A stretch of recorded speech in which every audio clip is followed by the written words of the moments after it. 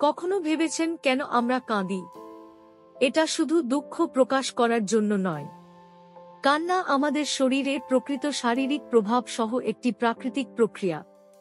আমাদের অশ্রু প্রতিটি চোখের উপরের ল্যাক্রিমাল গ্রন্থি থেকে আসে এবং সেগুলি জল, লবণ এবং লাইসোজাইমের মতো রাসায়নিক পদার্থ দিয়ে তৈরি যা ব্যাকটেরিয়ার বিরুদ্ধে লড়াই করে। এমনকি তাদের প্রোল্যাক্টিনের মতো স্ট্রেস কমানোর হরমোনও রয়েছে। কান্না তিন ধরনের: বেসাল, রিফ্লেক্স এবং ইমোশনাল।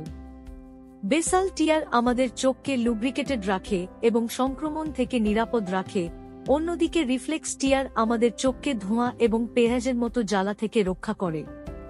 আপনি যখন দুঃখিত, খুশি বা হতাশ বোধ করেন তখন আপনি যে আবেগের অশ্রু ফেলেন। কিন্তু কান্না মানে শুধু আবেগ প্রকাশ করা নয়। গবেষণা দেখায় যে কান্না আমাদের মেজাজ উন্নত করতে এন্ডোরফিন, ফিল গুড হরমোন নিঃসরণ করে। এছাড়াও কান্না আমাদের শরীর থেকে টক্সিন দূর করতে সাহায্য করে, আমাদের রোগ প্রতিরোধ ক্ষমতা বাড়ায়।